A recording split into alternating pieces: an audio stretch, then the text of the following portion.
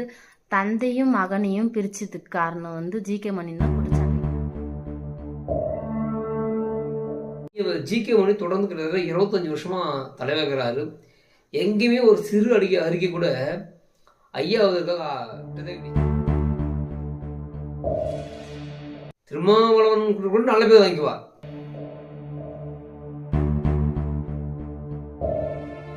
ராமமூர்த்தி அவர்கள் ஐயா அவர்களே எவ்வளவு தரைக்குறவா பேசும்போது கூட இப்ப கூட அன்புமணிக்கு எதிராக இவங்க பேசுபவர்கள் இந்த வாய்கள் அந்த சி.என். ராமமூர்த்திக்கு பதிலடி கொடுக்கல.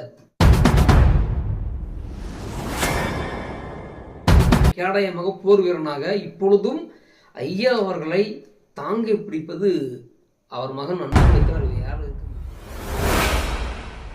ஆடு இருக்கும், அந்த ஆட்டையை தொங்க விட்டு அந்த தூளை வந்து கறிக்கும் அடிப்பிடக்கூடாது, தோலுக்கும் அடிப்பிடக்கூடாது, நாசுக்க பிரிச்சு எடுப்பாங்கல்ல, அந்த மாதிரி கூடவே இருந்து பிரிச்சு விட்டது ஜி.கே. மணி அவர்கள்.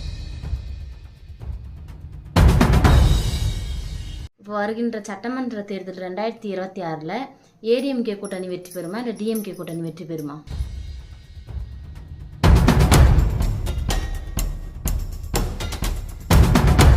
இருக்கு. அந்த 10% இவங்க ஊடக கட்டமைப்பும் ஐடிவி கட்டமைப்பும் எந்த அளவுக்கு கட்டமைக்கிறாங்களோ அதை பொறுத்து இருக்கு. ஏடிஎம்கே கூட்டணி வந்து ஒண்ணுமே வந்து அவங்க கூட்டணி பலப்படுத்தலையே.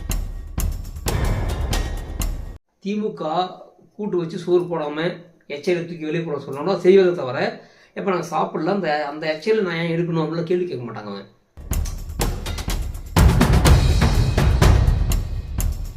பிஜேபி இருக்கட்டும், இல்லை பாமக இருக்கட்டும், இல்லை புகை மூர்த்தி அண்ணா இருக்கட்டும், இல்லை ஒருவேளை நாளைக்கு தேமுதிக கூட 30 வருஷமா இவங்க சினிமா துறையில் சாதி வரி இருக்குன்னு சொல்லி 2 சமூகத்தையும் ஒன்றும் சேராமல் பார்த்துக்கிட்டாங்க. இனி வரும் காலங்களில் அதே இடத்துல போயிட்டு நம்ம அதை இல்லை சொல்லி விளக்கி 2 சமூகங்களையும் ஒன்றா சேர்த்து அவங்கள அரசியல் அதிகாரத்தை கொண்டு வரணும்னு நினைச்சது உண்மையாகவே ஒரு பட்டியல் சமுதாயத்தில் ஜெகன்மூர்த்தி கருத்து, பூவமூர்த்தி கருத்து, அண்ணன் ஆம்ஸ்டாங் அவர்கள் அநியாயமா திராவிட முன்னேற்ற கழகத்துல கொல்லப்பட்டாங்க.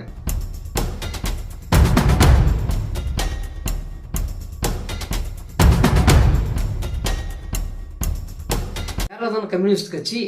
அந்த கேரளாவில் எத்தனை மலைகள் உடைக்கப்பட்டிருக்கு அந்த மக்களுக்காக. தான் போன ஆட்சியில திமுக வந்தால் தான் எங்கள் மக்கள் விடுதலை அடைவாங்க. அம்பேத்கர் வந்து நாங்க விடுதலை அடையல, திமுக வந்தா நாங்க விடுதலை அடைஞ்சிருவோம்.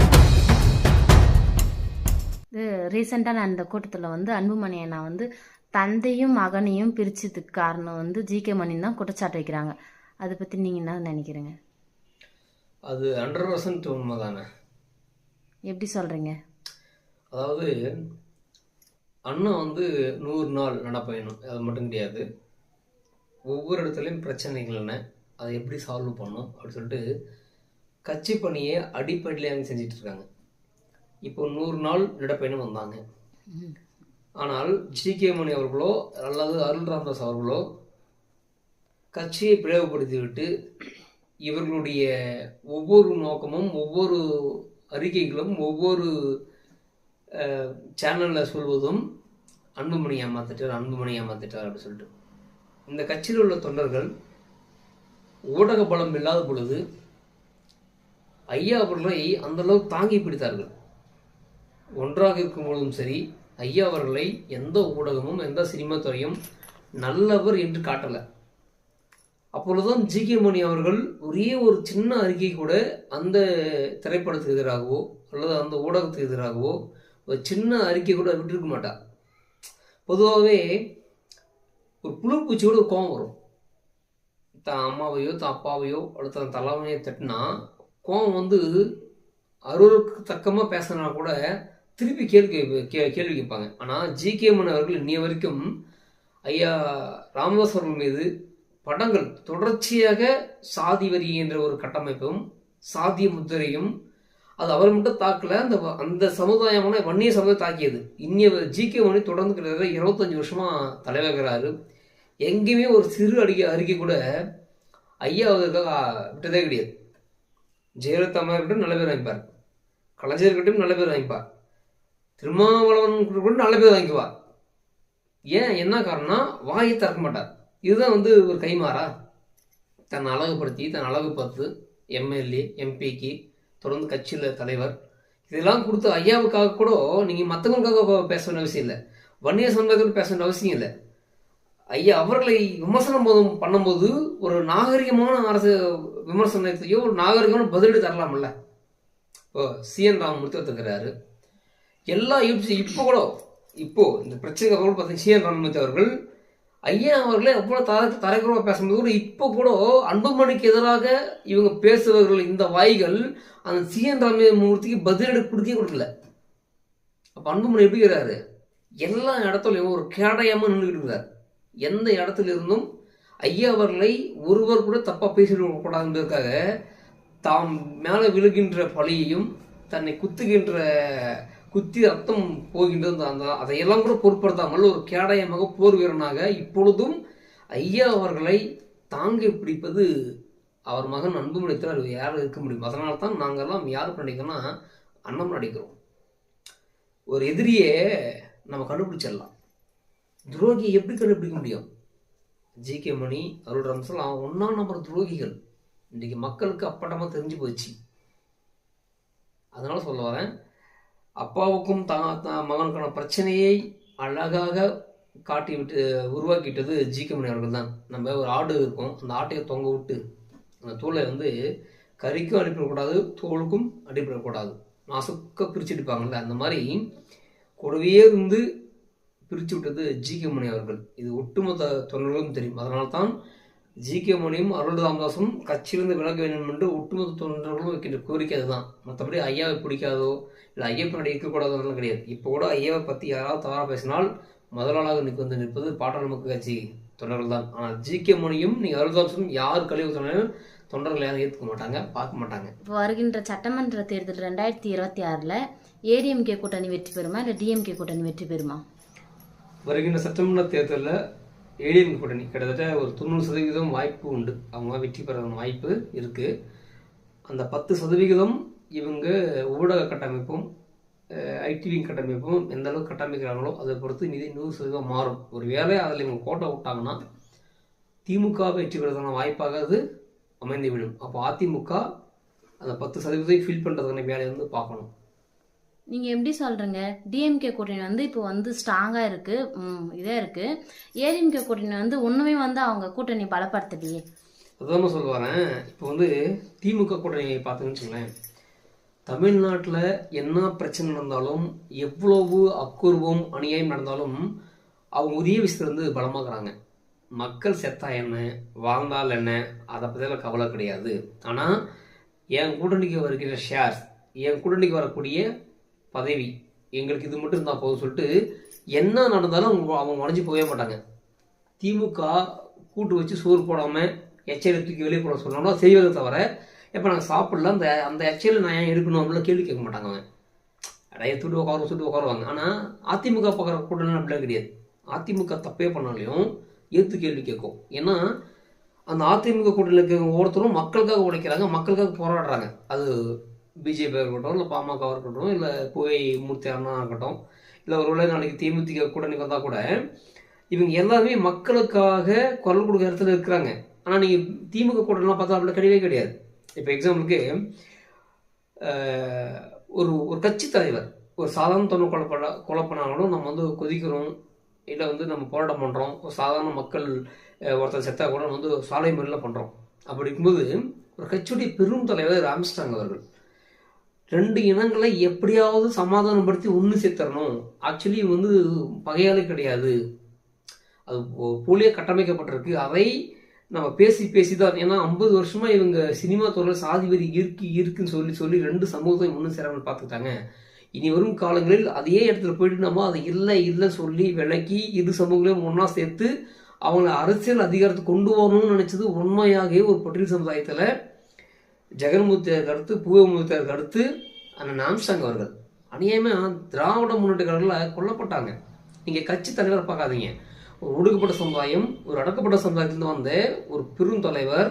அந்த தலைவரை திராவிட முன்னேற்ற கழக ஆட்சியில் கொண்டு போட்டாங்க. அந்த மெயின் வில்லனை எந்த பைத்தியக்காரனாவது மெயின் வில்லனை துப்பாக்கி சுட்டு சாகடிப்பாங்களா? அவன் செத்துட்டான், அவனோட சேர்ந்து உண்மை புதஞ்சு போடாதா? அப்போ கூட இருக்கிற அல்லாய்க்கிறத மட்டும் வச்சு அரெஸ்ட் பண்ணிக்கிட்டு அதுக்கப்புறம் போதிய ஆதாரம்ல மோட்டிவேஷன் தரணும் எப்படி தெரியும்? அந்த மாதிரி இந்த திராவிட முன்னேற்ற கழகத்தில் எது நடந்தாலும் கூட்டணி கட்சிகள் வாய் திறந்து பேச மாட்டாங்க, சைலண்டாக இருக்கிறாங்க. நீங்கள் கம்யூனிசம் என்பது என்ன? மக்களுக்கான போராட்டம் தான். மக்களுக்காக என்ன போராடி இருக்காங்க? இப்போ திராவிட முன்னேற்ற கழகம் ஆட்சியில் இருந்த பிறகு தமிழ்நாட்டில் மலைகள் கொள்ளடிக்க வரலையா? கேரளா தான் கம்யூனிஸ்ட் கட்சி. அந்த கேரளாவில் எத்தனை மலைகள் உடைக்கப்பட்டிருக்கு அந்த மக்களுக்காக. நீங்கள் அந்த கேரளத்திலிருந்து அந்த கனிமங்களை எடுத்துக்கொண்டு தமிழ்நாடு தர தேவையில்லை. அதே கேரளாவில் அதே மண்ணில் உடைக்கப்பட்ட மலைகளையோ ஆறுகளையோ அதே மக்கள் பயன்படுத்துறதுக்காக அந்த கேரளா அரசு விட்டுருக்காங்களா? அங்கேயும் கம்யூனிஸ்ட் கட்சி தானே. ஆனால் இங்கே உள்ள கம்யூனிஸ்ட் கட்சி என்ன பண்ணுது? இங்கே உள்ள மலைகள் கேரளாவுக்கு போகுது, இங்கே உள்ள மண் கேரளாவுக்கு போகுது.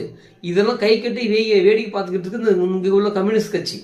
இந்த கம்யூனிஸ்ட் கட்சி மக்களுக்கானதா? மண்ணுக்கானதா? மனிதருக்கானதா? பட்டியல் சமுதாயங்கள் தொடர்ந்து திராவிட முன்னேற்ற கட்சியில ஒவ்வொரு இடத்துலையும் அடக்கமாக சந்திச்சுக்கிட்டு இருக்கு. திராவிட முன்னேற்ற கட்சியில் இவர்கள் தான் போன ஆட்சியில் திமுக வந்தால் தான் எங்கள் மக்கள் விடுதலை அடைவாங்க. அம்பேத்கர் வந்தோம் நாங்கள் விடுதலை அடையல, திமுக வந்தால் நாங்கள் விடுதலை அடைஞ்சிருவோம், அடுத்து நாங்கள் அப்படியே வானத்தில் பரப்போம் சொன்னாங்க. ஆனால் எல்லா இடங்கள்லையும் எங்க பட்டியல் சமுதாயம் சந்தோஷமா இருக்கு. ஒரு துப்புரவு தொழிலாளர்கள் போராடுறாங்க, நாங்கள் மழை ஆடுறோம், நாங்கள் கஷ்டப்படுறோம், எங்கள் சம்பளம் ஏற்றிக்கோங்கன்னு சொல்லி அந்த வேலையை பிடிங்கி தனியாக கொடுத்துட்டு அதே இன்னொரு துப்புரவு தொழிலாளர் வச்சு என்ன சொல்லுது, நாங்கள் நல்லா இருக்கோம், எங்கள் நல்லா வச்சுக்குன்னு சொல்லி ஒரு பொய்யான பம்பத்தை ஏற்படுத்துறாங்க. மக்களுக்காக அந்த கம்யூனிஸ்ட் கட்சி கொடியை வச்சு தான் போராட்டம் பண்ணாங்க. என்ன இவங்க தீர்வு காமிச்சிட்டாங்க? இல்லை எங்கள் அண்ணன் திருமாவளவன் தான் எங்களுக்கு அடையாளம் சொன்னார், திருமாவளவன் என்னத்தை இங்கே அடையாளத்தை காமிச்சிட்டாரு, என்னத்தை இந்த மக்களுக்காக பேசிட்டாரு. அப்போ இந்த மக்களை நம்பி இந்த கூட்டணி இந்த கூட்டணி எப்படி மக்களுக்காக பேசும்? இந்த கூட்டணியை எந்த மக்கள் ஏற்றுக்கொள்வாங்க? திருமுருகன் காந்தி வாய்க்கிலே பேசுறாரு, நான் ஈழத்தமிழராக வந்தானே. ஒட்டுமொத்தமாக காங்கிரஸ் கட்சியில் தான் இந்த திருமுருகன் காந்தி தமிழ் ஈழத்தமிழ் கொண்டு போச்சாங்க. அந்த காங்கிரஸ் கட்சியில் கூட்டணி இருந்துக்கிட்டு அந்த காங்கிரஸ் ஒட்டிக்கிட்டு அந்த காங்கிரஸுக்காக வாக்கு கேட்பது இந்த திருமுருகன் காந்தி தான். ஆனால் இவரெல்லாம் இன்னைக்கு பேசுறாரு, இன்னைக்கு தமிழ மக்களை இயக்கிறாங்க படைக்கிறாங்கன்னு. நீ மே 17 இயக்கம் யாருன்னு தெரியாது. அப்போ இவர்கள் எல்லாமே பேருக்கு தான் கம்யூனிஸ்ட் கட்சி, பேருக்கு தான் காங்கிரஸ், பெயருக்கு தான் விசிக, பெயருக்கு தான் மே 17. ஆனால் இவங்க எல்லாமே திராவிட கழகத்தின் உறுப்பினர்கள், தளபதிகள் அவர்கள். அப்போ எதுக்கு உங்களுக்கு மற்ற கட்சியுடைய பெயர், மற்ற கட்சியுடைய தலைவர்களுடைய லீடர்ஷிப்லாம் உங்களுக்கு எதுக்கு நீங்கள் அம்பேத்கர் கொண்டாடணும், எதுக்கு நீங்கள் புத்தர் கொண்டாடணும், எதுக்கு நீங்கள் கார்ல் மார்க்ஸ் கொண்டாடுறீங்க, எதுக்கு நீங்கள் பெயரை கொண்டாடுறீங்க? இது எல்லாமே போல இந்த கட்டமைப்பு. இந்த கட்டமைப்பை உடைக்கணும்னால் அது ஊடகங்கள் பெரிதாக பேசப்பட வேண்டும். அது இவங்க யாருமே பேசுறது இல்லையே. அதான் சொல்ல வரேன். இது எல்லாமே பார்த்தீங்கன்னா பலமாக மாதிரி தெரியும். ஆனால் திராவிட முன்னேற்ற கழகம் அந்த கூட்டணி கட்சிகள் மிகவும் பலவீனமாக இருக்கு. அதனால தான் இன்னைக்கு காங்கிரஸ் கட்சியை சேர்ந்தவர் போய் விஜய் கிட்ட ரகசியமே பேசுறாரு, நாங்கள் கட்சிக்கு வரோம், நாங்கள் கூட்டணிக்கு வரோம், எங்களுக்கு எவ்வளோ சீட்டு தரேன்னு சொல்லி. இல்லை அவங்க ஏன் போக போறாங்க? நீங்கள் அதிமுகவில் பார்த்தீங்கன்னா அங்கே அன்புமணி ராமதாஸெல்லாம் பார்த்தோன்னா திமுகவை இறங்கி அடிச்சிருக்கிறார், பொழந்து கட்டியிருக்கிறார். திமுகவில் பதில் சொல்ல முடியல.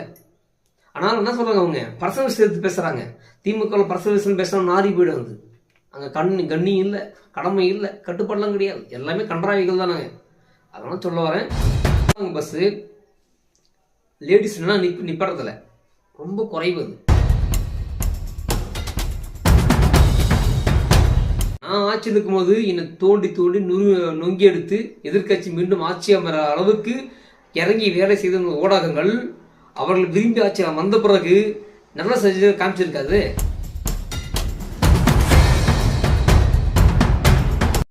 சரிங்க, இப்போ 2026 புதுசாக தேர்தல் காலத்தில் ஆக்டர் விஜய் இறங்கிக்கிறாரு. அவர் என்ன சொல்கிறாருன்னா டிவிகே வெர்சஸ் டிஎம்கேன்றாரு. இதில் ஏடிஎம்கேவே லிஸ்ட்லே இல்லையே. விஜய் அவர்கள் இந்த அரசியல் கட்சிக்கு வர்றது இப்போ கன்ஃபார்ம் ஆகலை, எம்பி எலெக்ஷன் முன்னாடி கன்ஃபார்ம் ஆயிடுச்சு. அறிஞர் அண்ணாக்கு போது 10 வருஷம் இருந்தார், எம்ஜிஆர் 10 வருஷம் இருந்தார்,